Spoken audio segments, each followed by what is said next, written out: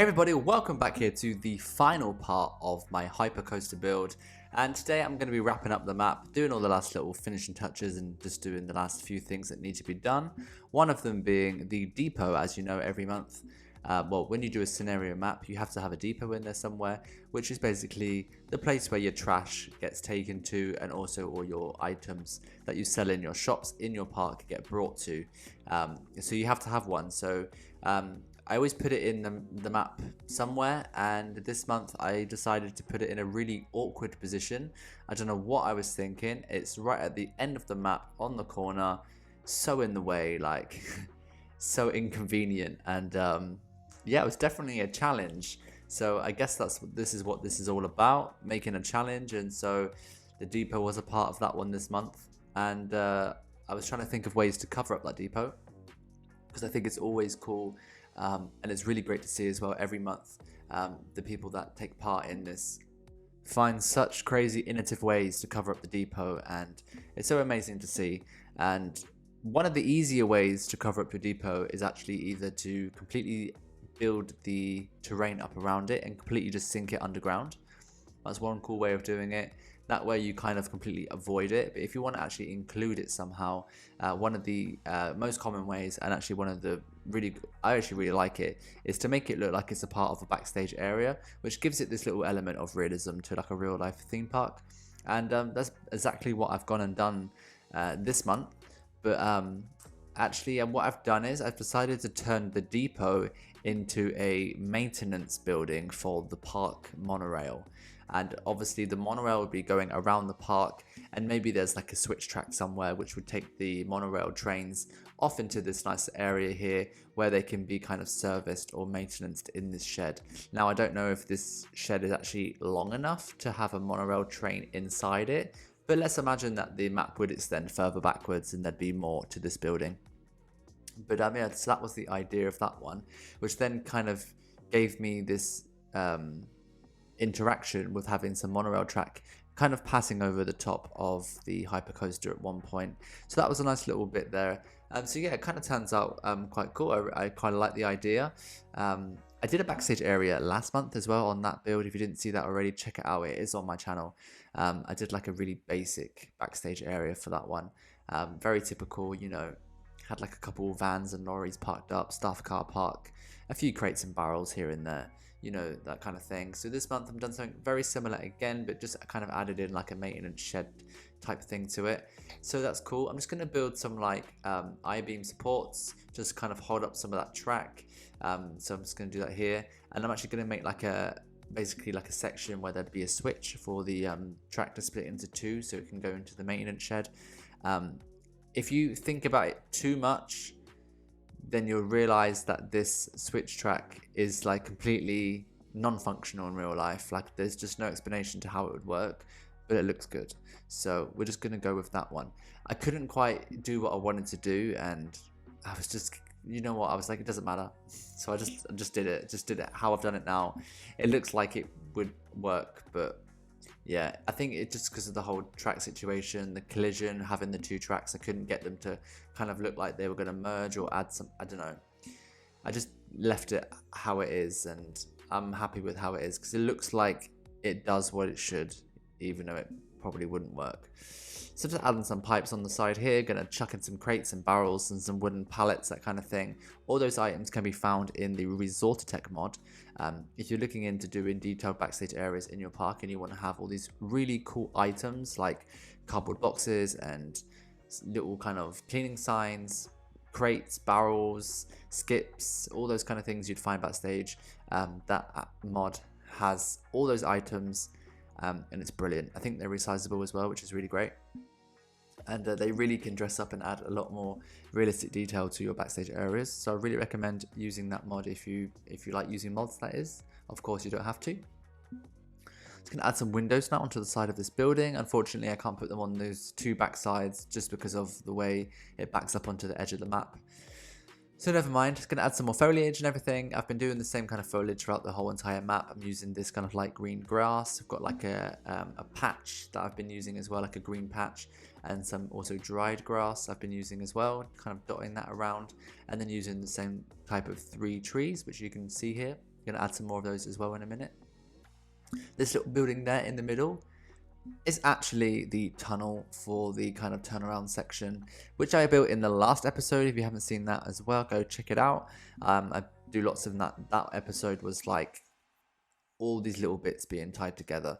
Anyway, so now here's just a little look. I've done a couple of things off camera. For instance, I've made this little shop there where you can pick up your on-ride photo, which just has a few little shelves and things in there, and just added some lighting around the map and just kind of showing you that as well. And now I just wanted to go in and actually build an on-ride photo camera. So this would be the camera that takes the pictures, of course, of the riders. That would be purchasable in the shop at the exit of the ride. So this is real simple. I'm just going to add like a pole and then put a orb light on top of it, and I'm going to sink like a cylinder or put it around the orb light so that it looks like a kind of camera. And then basically all I'm going to do is go in and use the control effects box from the Booms and Blooms DLC, and basically I'm just going to like make the light flash like 8 or 9 times as the train passes really fast to make it look like it's taking a picture. Of course it's not real, there are actually no pictures being taken. I don't know if there are on-ride photos in the game, I need to check that out. Just going to skip over the control thing there because that's really boring to watch, you don't want to see that. So then moving on to basically the last part to tie this map up together, and that is doing like a kind of food outlet, a little restaurant seating area. I thought this was the perfect spot for it. This makes this look so Cedar Fair like. I really like it. Some comments I had on the last video, I just want to like talk about it, was that this was inspired by Hyperion or by Fury 325, and you are absolutely correct. I did want to take like a real life kind of theme park feel and add a theme to it like they have on Hyperion, which was like this kind of cyberpunk, cyber-esque neon theme with all the different neon strips and stuff. And then also the same thing with Fury 325, it has this kind of theme with also with like the honeycomb aesthetic and everything, and with the neon blue lights and stuff. I really wanted to merge those two kind of things together, do like a bee theme but have it really futuristic, and that's kind of what I've gone for. I think I've achieved it. I hope I have. I hope you guys like it as well. Please do let me know down below in the comments if you're enjoying this, if you think it's cool. I really like to hear your opinion on what I'm doing. And yeah, so I thought the perfect thing to finish up this map was to add like a little futuristic looking restaurant, which is going to be called The Hive. And yeah, this was basically what I was thinking is that I didn't want to have any more yellow in the park because the whole map is yellow. I have yellow supports, all the accents and trims and things are yellow, and so I decided to try and play around with some neon blues. And so I do actually do some blues. I'm putting the neon blue light trims on now, and I think they look really awesome. Really remind me of Hyperion in Energylandia, awesome theme park. But I'm not sure if it goes together. I'm not sure if the blue and the yellow really work. I will show you some shots and stuff, and let me know down below what you think, because I've left it as blue now. It is blue still, and I think it looks really, really cool. Like, but when you zoom out and you see the kind of blue next to all the yellow, it's a bit jarring. I'm not really sure. I'm really like 50-50 with it on how it looks. Right now, I'm still doing it yellow, but you'll see me change the color of it in a minute, because I was just at this point of the build, I was really thinking I've done too much yellow. I don't want to do any more yellow. Because like the flat ride's yellow as well, everything kind of has the same color scheme, and it was getting a little bit boring. And I tried to like do different shades of yellow. I've got this more kind of light whitish yellow, and then more of like an egg yellow, and then, you know, a really dark yellow, like a mustard yellow as well. Yeah, difficult.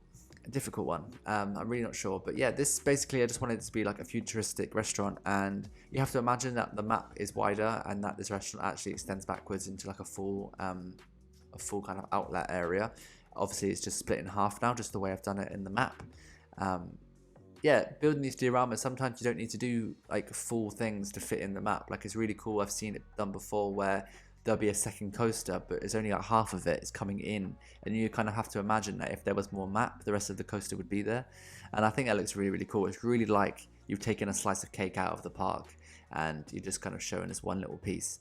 So that's really, I love that when I see that. It's really cool, and that's kind of what I wanted to do here with this restaurant. This actually covers up the delivery area, the little, I don't know what it's called, I can't remember, but the little pad, the two, you know what I'm doing, that thing there. And I've joined that up to the main depot with the pipes, which you have to do to get your deliveries to go to your shops. So yeah, so now I'm doing the yellow color scheme first on here, so you can kind of see which matches the other patterns that I've done. And now I'm going to change it into blue, I think. But oh, first of all, I'm doing the floor, sorry. So I just wanted to add some more floor covers just around the bottom of the restaurant, just to break it up a little bit. I thought it was kind of necessary to do that, and now I realize maybe that it needs to be a different color because of the yellow and everything. I'm adding some seating in, umbrellas as well, and these umbrellas obviously have like the honeycomb pattern, so totally didn't really realize. I tried to do them a bit more random to make it look a bit more organic, but they totally match in. I think it looks wicked, so I'm really happy with that. So yeah, I think I keep saying I do them blue. Here we go. Now I'm doing them blue. So I'm going in with like basically the same like 3 shades, light, medium, dark, and doing all those blue accents. And let me know what you think. Is it jarring? I don't know. Now I'm just going to change all the white honeycombs into dark grey because I thought the white was just looking a bit weird. I think it looks much better as grey. It looks like the normal wavy path bleeds into the honeycomb, so I think that looks much better.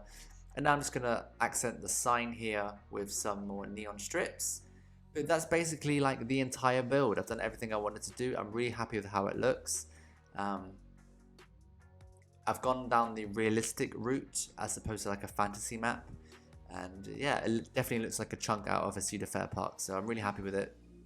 I'm going to leave you with some screenshots at the end as well of kind of all the different areas and how things are looking, and then hopefully in the showcase video you'll see some more of it. But here's like a bee area, which I wanted to do some live bees coming out of the wooden boxes, and yeah, just some screenshots for you to enjoy. I hope you've liked this video. Don't forget to subscribe to my channel and also give me a thumbs up for this.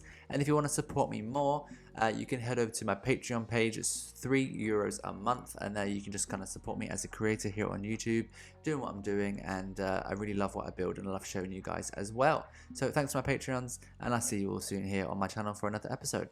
Bye.